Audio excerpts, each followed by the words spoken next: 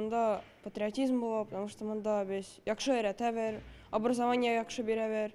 Монда и спорт, монда һәммә нәрсә бар. Казанның Суворов училищесы курсанты Абдул Кадыр Кадиев хәрбиләр нәселеннән, ватан пәрвәрлек аның өчен яшәү рәвеше, гаиләсендә дә, уку йортында да тәрбия шундый. Укырга китәбез, укыган соңга китәбез спортка. Спорттан соңга опять укырга китәбез. Мондагы белем бирү һәм тәрбия эшләре турында бүген Россия оборона министрлыгы каршындагы иҗтимагый совет вәкилләренә сөйләделәр. Поделки сами делаем, отправляем туда. Уку йортында махсус хәрби операциядә катнашучыларга гуманитар ярдәм җыялар, азык-төлек, көнкүреш кирәк-яраклары белән бергә открыткалар һәм кул эшләнмәләре дә җибәрелә. Тупланган әйберләрне 4 мәртәбә илтеп кайтканнар. Сегодня пойдет газать. Вот непосредственно с этим грузом.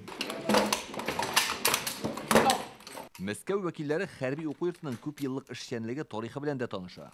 Бөек рус полководец Александр Суворов исеме белән аталучы Казанның хәрби училищесы 1944 елда оешкан.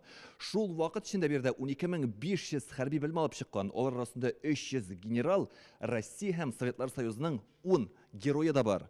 Әлеге тарихи уку йортында ватан пәрвәрлек һәм хәрби юнәлештә зур эшләр алып барыла. Быел уку йортын 80 хәрби тәмамлап чыгачак. 7 ел белем алу дәверендә алар көчле рухлы, батыр һәм төгәл булырга өйрәнә. Ватанны яратучы чын ир-егет булып җителгәләр. Монда патриотизм прививают. Чөнки монда ватанның матурлыгын күреп була. Безгә монда бик ошый, спорт белән шөгыльләнәбез. Офицерлар булабыз. Оборона министрлыгы каршындагы иҗтимагый совет әгъзалары Татарстанның хәрби комиссариатында да булды. Монда яшьләрне хәрби хезмәткә әзерлиләр, армиягә чакырылыш оештырыла. Илдә өлеш мобилизация башлангач, республикадан махсус хәрби операциягә киткән хәрбиләрнең гаиләләренә һәр яклап ярдәм күрсәтелә дип сөйләде Сергей Погодин. Организованное взаимодействие с органами исполнительной власти. Без башкарма хакимият органнары белән берлектә эшлибез. Әйтик, хәрбиләрнең балаларын бакчаларга, мәктәпкә урнаштырырга кирәк. Бу мәсьәләләрне бергәләп хәл итәбез. Махсус хәрби операциядә катнашучыларның гаиләләренә яшь армиячылар отряды вәкилләре беркетелгән. Ветераннар да ярдәм кулы суза. Собрали материальные средства. Төрле кирәк ярак җыйдык. Тепловизорлар, квадрокоптерлар, генераторлар һәм УАЗ машиналары җибәрдек. Иҗтимагый совет вәкилләре Татарстандагы эшчәнлеккә югары бәя бирә, ватан пәрвәрлек хисен тәрбияләүдәге тырышлыкны аерым билгеләп үттеләр. Для осуществления поддержки ребят.